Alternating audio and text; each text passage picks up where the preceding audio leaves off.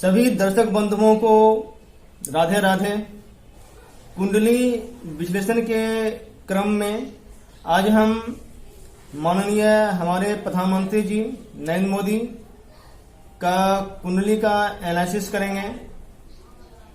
कुंडली में ऐसे कौन से योग हैं जो कि विश्वविख्यात बनाते हैं और ऐसे कौन से योग हैं जो कि इन्होंने अपना घर परिवार को त्याग दिए, छोड़ दिए। थोड़ी चर्चा दशा पीरियड को भी साथ लेके करेंगे। इनके कुंडली का एनालिसिस के क्रम में थोड़ी समय के साथ ज्योतिषीय यात्रा भी करेंगे।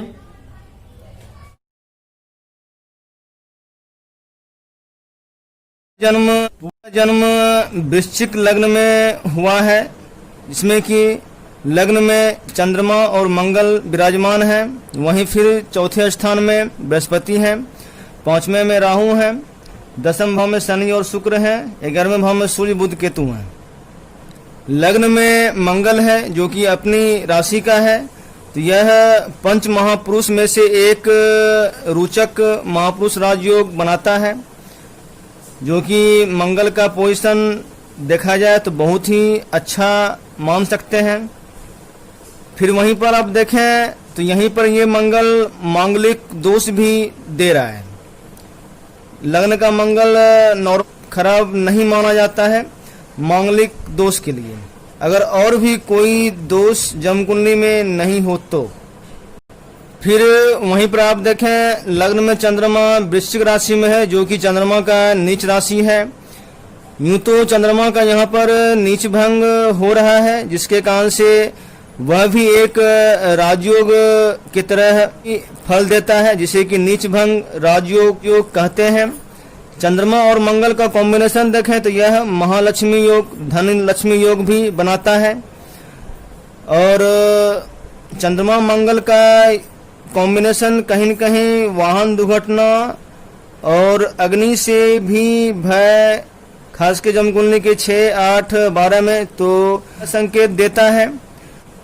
लग्न का मंगल को भी आप इस रूप में ले सकते हैं, लेकिन इसका प्रभाव अंत में होगा कि जो भी फलित होगा वह जीवन के अंतिम चरण में। ये भी वृश्चिक लग्न का जो भी व्यक्ति होता है उसकी मृत्यु नेचुरल नहीं होती है, अचानक और कहीं न कहीं एक्सीडेंटल ज़्यादा देखा गया है। इस तरह की दुर्घटना से बचाव का श्रेय, सारा का सारा श्रेय आप चंद्रमा को दे सकते हैं। लग्न में चंद्रमा हो तो लाल किताब में ऐसा कहा गया है कि जब तक जातक की माँ है, अर्थात जातक की माँ जब तक जीवित है, तो जातक को कहीं से भी कुछ नहीं होगा। बड़ा से बड़ा जो विपत्ति है, संकट है, वह कहीं न कहीं टल जाएगा। यहाँ पर आप इस रूप में भी ले सकते हैं कि मोदी जी की जब तक माँ जिंदा है, माँ जीवित है, तो इनका कोई भी कुछ भी बाल बांका नहीं कर सकता है। फिर वहीं विवाह शादी के हिसाब से देखें तो मंगल यहाँ पर विवाह शादी में विलम्ब करता है। अगर लग्न में अकेला मंगल हो तो विवाह शादी 28वें वर्ष के आसपास होता है। फिर वहीं अगर चंद्रमा है तो कहीं न कहीं 25 के आसपास शादी का योग बनता है। फिर चौथे स्थान में अगर यहाँ बृहस्पति आ गया है तो और भी जो शादी का जो एज होता है वह कम जाता है। अर्थात बृहस्पति का जो एज होता है वह 16 to 21, 16 से 21 वर्ष के बीच का जो समय होता है। 18वें वर्ष में नरेंद्र मोदी जी का शादी हुआ, जो कि जिसे कि आप सक्सेसफुल नहीं कह सकते हैं। अर्थात तो उसमें इनका कोई रजामंदी नहीं था, जबरदस्ती शादी एक तरह से थोपा गया था। ऐसे भी अगर पंचम भाव, अगर पंचम एकादश में और लग्न में अगर राहु केतु हो तो वह अचानक विवाह शादी का योग बनाता है। यूं तो जमकुंडली में मंगल का भी दोष है, साथ ही अगर देखें तो पंचम भाव में राहु का भी प्रभाव है, जो कि कहीं न कहीं संतान बाधा देता है। और पंचम भाव का जो राहु होता है वह पिता के लिए भी कष्टकारक होता है, जो कि एवरेज 42 इयर्स के आसपास कहीं न कहीं पिताजी को कष्ट का 42वें वर्ष के आसपास कष्ट का योग बनाता है। सबसे बड़ी बात है कि विवाह शादी के प्रति नरेंद्र मोदी जी की उदासीनता को अगर देखें तो सबसे बड़ा फैक्टर यहाँ पर जन्मकुंडली में मंगल और राहु का नहीं है, प्रभाव नहीं है। सबसे ज्यादा प्रभाव जन्मकुंडली में देखें तो यहाँ बुध का आता है। ये जो बुध ग्रह है यहाँ पर आप देख रहे हैं जन्मकुंडली में, यह है यहाँ पर बुध कन्या राशि में है और कन्या राशि में बुध उच्च का होता है। लेकिन लाल किताब के अनुसार 11वें खाने का बुध अच्छा नहीं माना जाता है।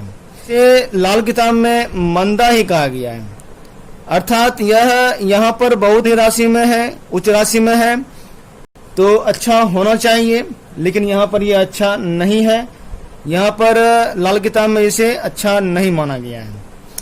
एक बात आप यहाँ पर ध्यान दें कि मंदे ग्रह की जब भी हम बात करते हैं तो लाइफ साइकिल के फर्स्ट स्टेज में अर्थात 35-36 ईयर तक ही, उसके बाद जो मंदे ग्रह भी हैं तो वह ऐसा नहीं है कि वह होल लाइफ वह मंदा ही प्रभाव देगा।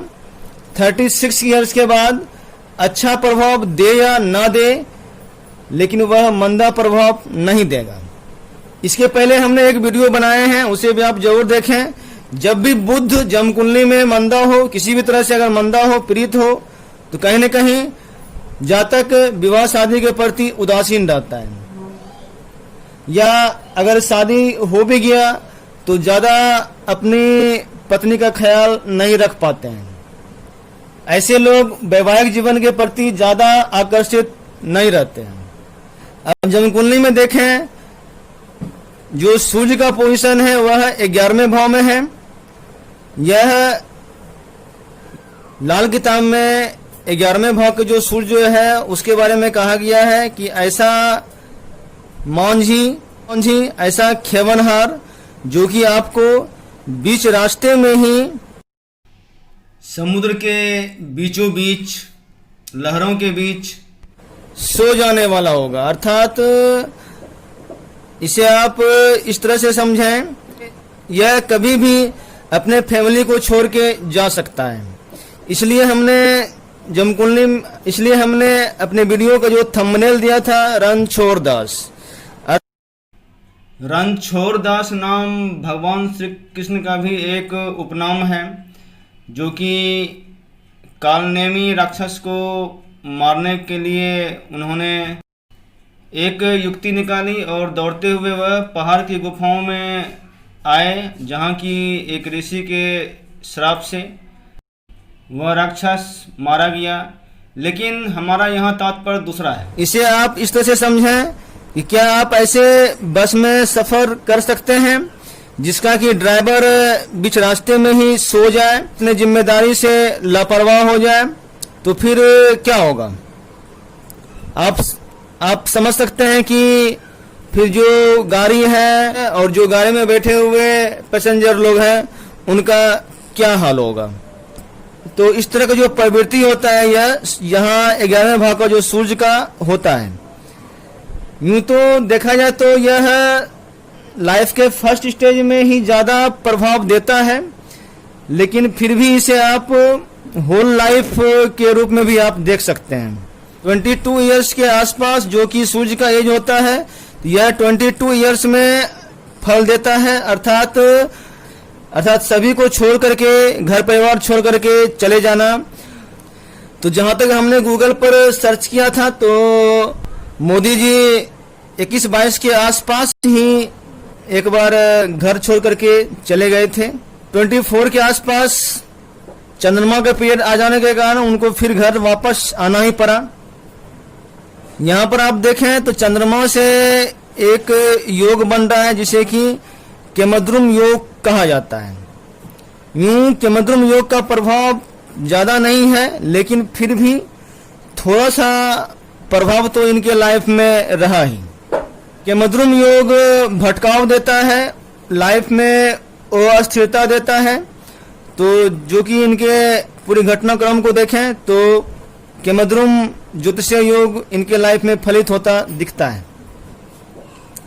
चंद्रमा के एज 24 वर्ष के बाद का जो एज होता है वह 25 टू 27 का जो एज होता है वह शुक्र का होता है। कहीं न कहीं उस एज में शुक्र के प्रभाव के कारण फिर से वैवाहिक जीवन में बढ़ने की इच्छा रही होगी, क्योंकि यहाँ पर शुक्र अच्छा कहा जाए, शनि और सूर्य का कॉम्बिनेशन है तो जो कि बहुत ही अच्छा है। इच्छा रहने के बावजूद भी कहीं न कहीं बुध का प्रभाव तो रहा ही होगा। उसके बाद मंगल का दशा पीरियड जो कि 28 से 33 के आसपास आता है, फिर वही मांगलिक का प्रभाव वगैरह जो भी होता है तो उसके कारण से फिर कहीं न कहीं वैवाहिक जीवन को त्याग देने का ही इरादा पूरी तरह से प्रबल हो गया होगा। तो इस तरह से देखें तो जो बुध का जो एज होता है 34, 35, उस एज में लाइफ में एक बड़ा बदलाव आया होगा जो कि हर किसी के लाइफ में आता है, और यह है एक तरह का लाइफ का टर्निंग पॉइंट भी रहा होगा। उसके बाद से ही जो राजनीतिक क्षेत्र में उसमें फिर शनि का दौरा आ जाने के कारण कहीं न कहीं राजनीतिक क्षेत्र में राजनीतिक जीवन का स्टार्ट हुआ होगा, और बहुत ही अच्छा सपोर्टिंग भी यहाँ पर शो कर रहा है जो कि 10वें भाव में शुक्र है और शनि का कॉम्बिनेशन है, जो कि शनि अपने लाल किताब के अनुसार अपने घर में विराजमान है और साथ ही शुक्र है, तो शुक्र जो कि जनता का सहयोग यहाँ शो कर रहा है। इस तरह 10वें भाव में शनि शुक्र का कॉम्बिनेशन और चौथे स्थान में बृहस्पति का उच्च का होना और साथ ही लाल किताब के अनुसार लग्न में चंद्रमा और मंगल का जो ये कॉम्बिनेशन है, इस तरह से इतने सारे अच्छे ग्रह के प्लेसमेंट और कॉम्बिनेशन के कारण यह ग्रह जो हैं 5-6 ग्रह जो हैं यह मोदी जी को विश्व विख्यात वर्ल्ड फेमस बना रहा है। इस तरह से देखें तो फिर अभी इनका शनि का दौरा शुरू हो जाएगा, जो कि शनि 10वें भाव में है तो अच्छा ही रहेगा, प्रधानमंत्री बने रहेंगे। तो लाइफ साइकिल के तीसरे स्टेज में लाल किताब दशा का कोई खास महत्व लाल किताब में नहीं कहा गया है, अर्थात उसके बाद लाइफ का कोई भरोसा नहीं है, वह कभी भी धोखा देके जा सकता है। और ऐसे भी अगर देखें जमकुंडली में तो 10वें खाने में शनि और शुक्र है, जमकुंडली के 10वें खाने में जो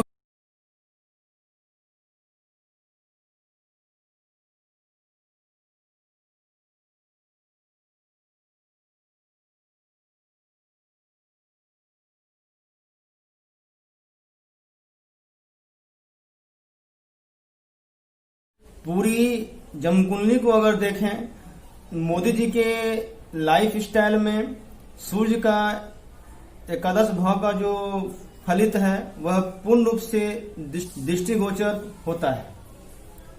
11वें भाव में कोई भी ग्रह हो तो वह एक प्लानर, एक अच्छी मार्केटिंग वह कर लेता है। और यहाँ पर देखें तो 11वें घर में सूर्य है, बुध है, केतु है, तो एक अच्छा प्लानर आप बोल सकते हैं। यूं जमकुंडली में 11वें भाव में अगर सूर्य हो तो जातक में त्याग की प्रवृत्ति हो जाती है, घर परिवार धन संपत्ति को छोड़ने की प्रवृत्ति जातक में हो जाती है। तो ऐसे व्यक्ति एक अच्छा साधु, एक अच्छा बैरागी, एक अच्छा और कुशल राजा और साथ ही एक अच्छे समाज सेवक के गुण वह देता है।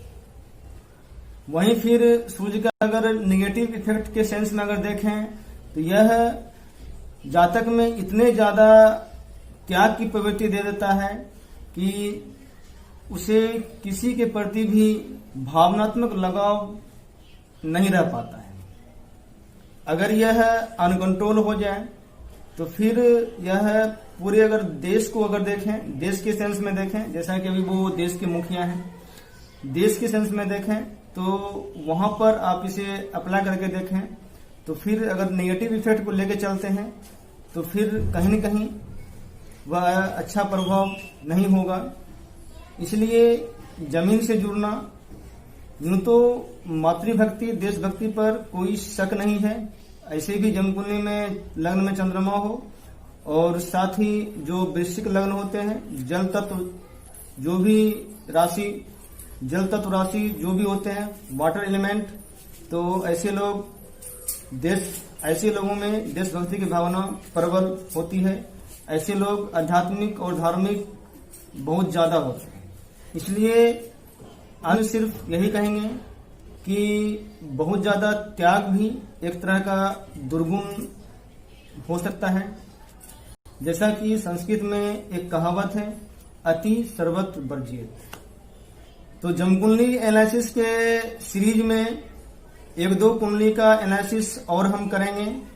बहुत दिनों से हमने हस्तरेखा का वीडियो नहीं बनाए हैं।